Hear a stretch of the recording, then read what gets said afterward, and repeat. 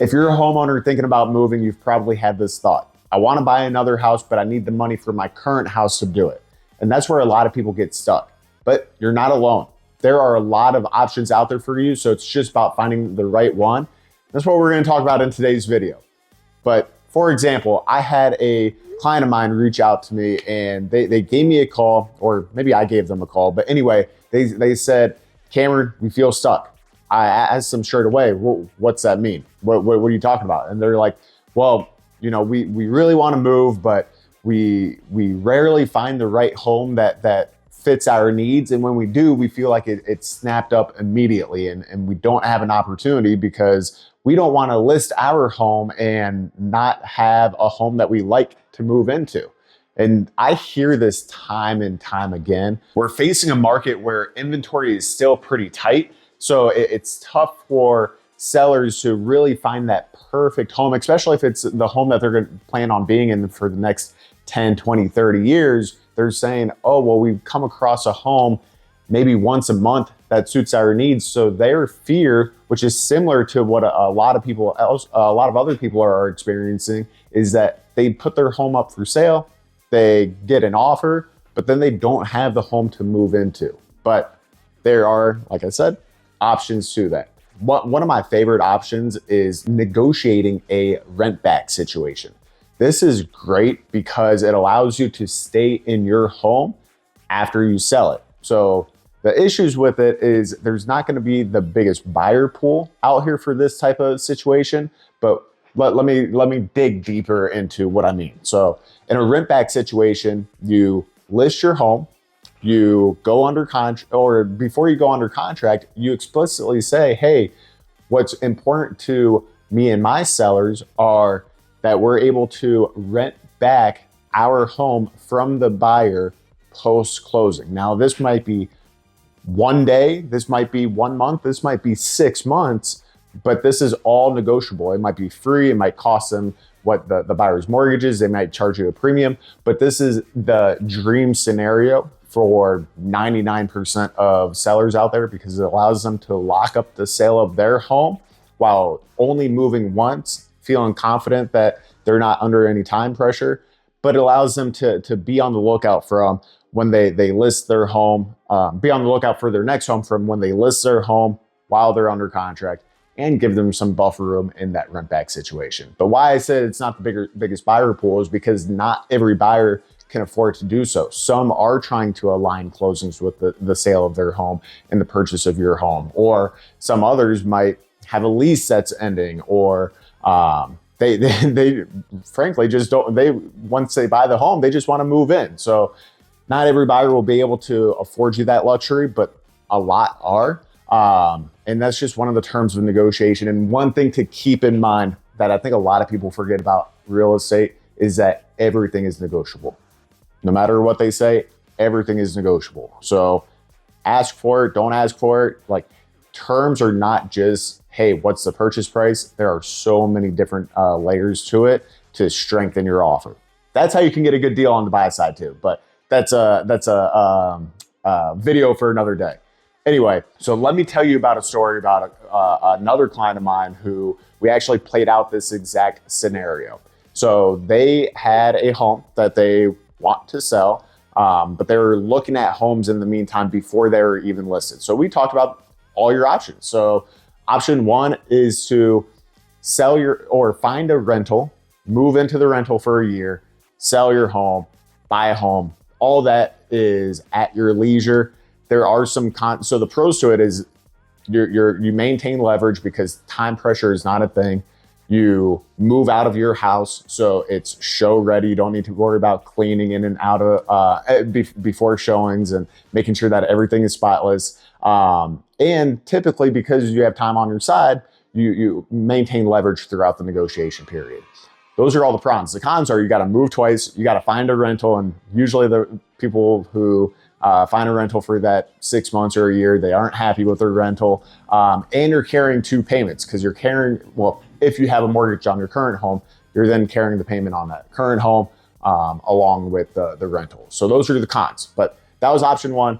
They weren't entertaining that. They didn't love that option. But the option number two, which is actually what we first discussed about utilizing is, okay, well, what if they buy first and sell later? Well, what does that mean? What does that entail?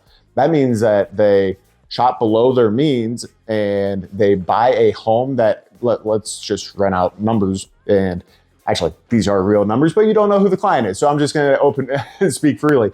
They had a budget of $650,000, and where they could buy up to $650,000 before they sell their home. That's what they were qualified for. If they sold their home first, then they could qualify up to $900,000. And it's because of that payments affecting that DTI. But they're like, okay, great. We didn't want to spend at the top of the budget anyway. We wanted to stick right around ideally to 650. Actually, it started at 550 to 6, but realized that the homes that they really wanted were all above 600,000, coincidentally. But anyway, so they were looking at homes under 650,000, and that would allow them to make a strong non-contingent offer, buy the home, move into the home. So you move once and then sell the home at a later time. So after they moved into the home that they purchased, they would then list their home and sell it then.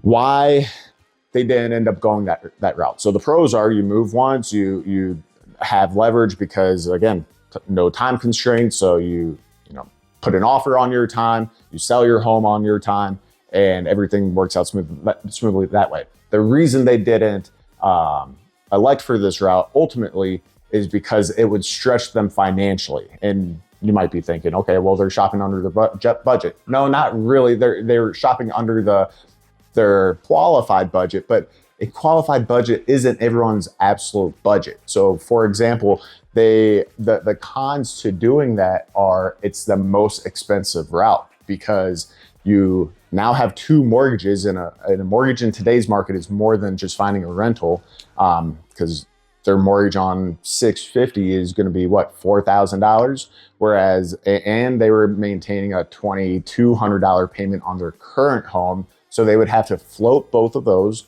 They don't have the liquid down payment that they would have if they sold first. So they would have to come up with 5% down on 650,000. That's 30-ish odd thousand that they would have to come out, plus closing costs. So you're talking about 40, call it 40,000 upfront while maintaining two mortgages. And then the risk is, okay, well, how long will it take to sell? What if it takes 6 months to sell my home, and I'm floating this $2,200 payment for 6 months while I already depleted my liquid funds, and I'm carrying another $4,000 payment. So long story short, we didn't end up choosing that route. We actually decided to list first, still shop below that 650. We didn't go up to 9, but we were able to get a great offer with that rent back period. Now the rent back period was only 4 days, but that still was a huge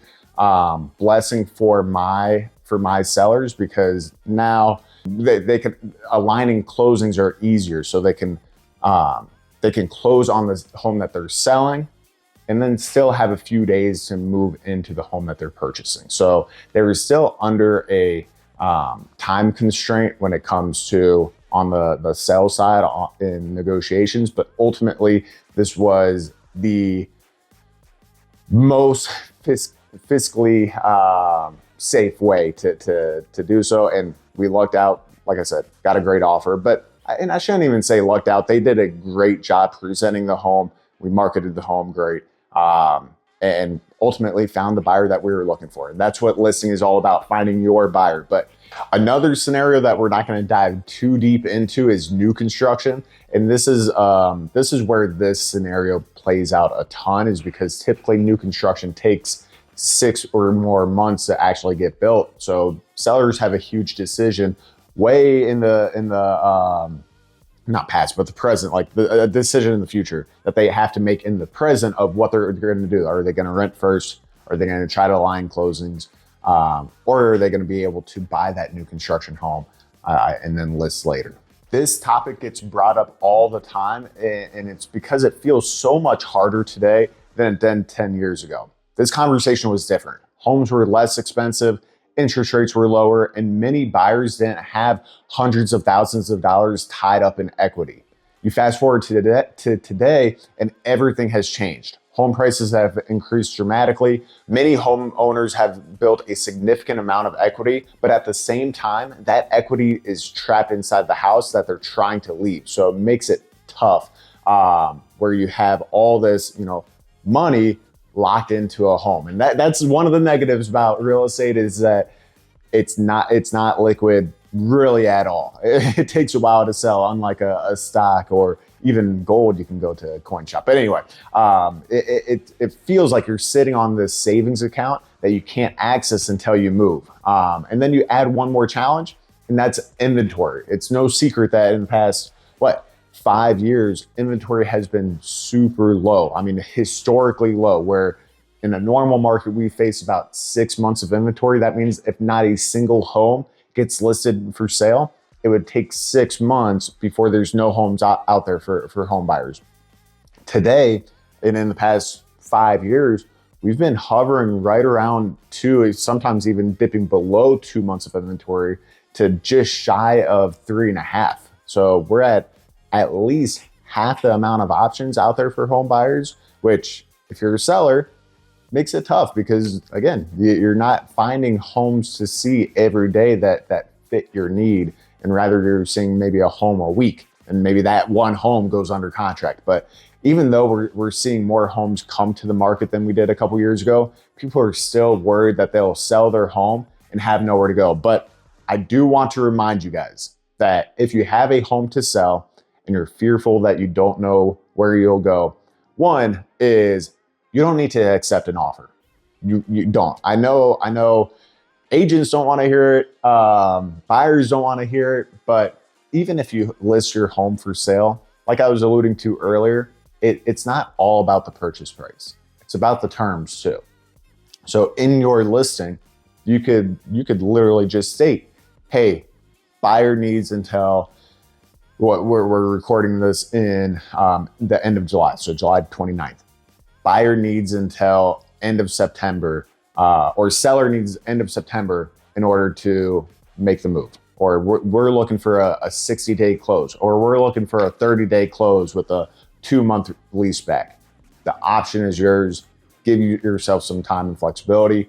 I will say, if you do that, probably price it on the lower end. So don't price it at 100% market value.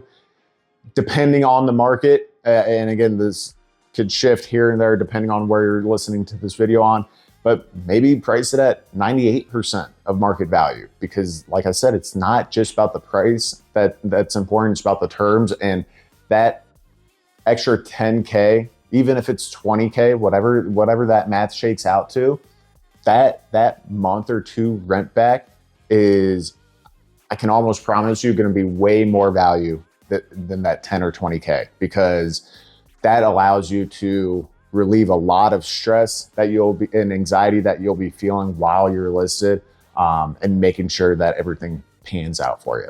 And I've also worked with clients who have gone with the renting route first. And so they were moving up from Florida. They know that they wanted to be in North Carolina. They got a new job, and they're like, okay, well, we're going to rent for 6 months, however long we're willing to break the lease. But that worked for them, because they had sold their home in Florida, moved up into a rental up here. Now they have all this cash from their equity that from their home in that they sold in Florida, and now they're just waiting for the right home to pop up and to work that deal. Now, this is ideal because it's great financially. They're only holding on to a cheap rental monthly payment right now. They have a lot of money saved up, or not saved up, and that they cashed out from their home in Florida, and they have the time flexibility to move on their terms. Now, the cons are, I've talked about it before, they've moved twice. Moving is a pain. I don't care who you speak with. If they say moving is easy, they're lying to you. And then number two is they hate their rental. So I'm reaching out to them. They're reaching out to me probably 2-3 times a week. And even if there's not a home that they like, we're just talking and saying, hey, Cameron, we got to get out of this rental. And it's like, yeah, I know. But we also want to make sure that we find the perfect home. And so they have this huge itch. The great thing though, is that they have time on their hand. So this works for people who are either trying to familiarize themselves with an area, or they really don't like having that time pressure and negotiations. So they want to move on their terms. And so really all of these strategies boil down to what is best for you. So if you're looking to move, but you have a home to sell, again, we talked about the 3 options. We talked about listing your home and aligning the closing so you sell and buy at the same time. We talked about buying first, and then we also talked about renting first. All 3 are great options, but it really depends on what you need. So what we do with our clients is we sit down and we create a plan that might even combine some multiple options, but always be prepared for the worst situation. So that way you're not stressed throughout the entire process. Before we ever list the home, we prepare it, we meet with the lender, and we calculate exactly how much equity you'll expect to walk away with, and not what Zillow says, but the real numbers after commissions, closing costs, and the mortgage payoff. And then we prepare the house before it ever even hits the market. We get professional photos. We do repairs that we know buyers are going to be looking for. We might do full staging or light staging. We declutter, we do everything. And that way, when we list, we're ready. And here's where strategy really matters. So I'm going to reiterate it one more time. Rather than just accepting the highest offer, sometimes we'll negotiate something even more valuable, which could be that rent back if we're buying and selling at the same time, or terms that whatever strategy we use that align with your goals. But it's important to really have a plan in place before you start shopping or talking about selling. We really need to nail down on what's going to be best for your situation, because you don't want to be like some people who I know who have been looking for 3 years but never commit to any plan or strategy. And believe me, I've had these conversations, and it's the same time every single time. It's, hey, we saw a home that we like, but we need to sell our home. Okay, do you want to list your home? No, I don't want to list my home. I want to buy the home first. Okay, can you do so? No, we can't afford it if we don't sell our home. Okay, would you rent your home first? No, we don't want to move twice. And unfortunately, these people, frankly, never end up making a move. And that's because they're trying to put a lot of pressure on themselves and coordinate everything themselves. Moving is complicated. Buying is complicated. Selling is complicated. Trying to align all 3 of those things up without a plan is incredibly stressful. So what I would do is, if you have a great agent that you know, reach out to them and talk about where you're at, where your heads are at, and what you're looking to do, and talk about these plans that suit your needs. Because working with someone who knows how to navigate this market and negotiate things that work for you is the best thing you can do. If I owned a home in Charlotte and wanted to move tomorrow, this is exactly what I would do.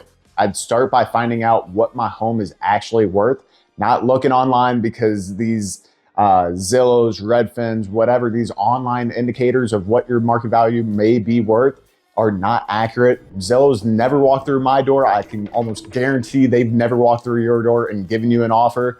You might get these teaser offers in the mail. Most of them are trash, unfortunately.